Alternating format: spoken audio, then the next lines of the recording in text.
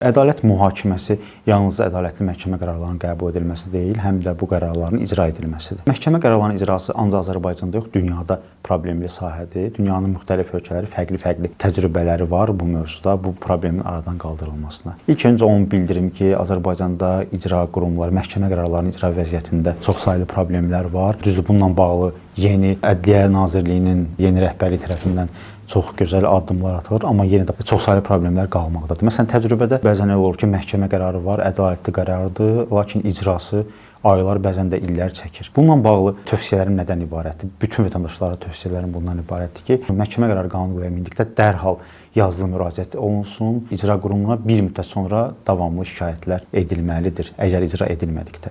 İcra qurumlarının tabe olduğu icra baş idarələrinə çox operativ reaksiya verirlər məhkəmə qərarının icrası ilə bağlı. Amma bəzi problemlər var ki, məhkəmə qərarının icrası obyektiv səbəblərdən asılıdır. Yəni hələ müəyyən qanunvericilikdə icra məmurlarına asılı olmayan səbəblər var ki, qanunvericiliktəki boşluqlarda onları gərək Milli Məclis qanun layihələri ilə müzakirəyə çıxarılar və təsdiq edər. Beləliklə icra qurumlarından şikayət etdikdə, bu da öz həllini tapmasa, məhkəmə qərarlarının izahında və yaxud da ki, hər hansı bir qanunvericilik boşluqlarla bağlı məsələlər öz əksini tapmasa, icra məmurlarından nizamlanmasa məsələlər, öz həllini tapmasa məhkəmə qərarının icrası, icra məmurundan məhkəmə qaydasında şikayət vermək olar. İcra haqqında qanunvericilikdə ilk öncə şikayət icra qurumunun yerləşdiyi yerin inzibati məhkəməsinə edilməlidir. Lakin fərqli yanaşmalarda icra məmurunun qanunsuzluğu ilə bağlı şikayətlərdə icra sənədini verilmiş məhkəməyə də müraciət edilə bilər. Təcrübədə, vəkillik təcrübəmdə bununla bağlı bir neçə hal olmuşdu. Məhkəmə qərarı icra məmurunu qanunsuz hesab etmişdim məhkəmə qərarı ilə və bundan sonra məhkəmə qərarı icra olunmağa başladı.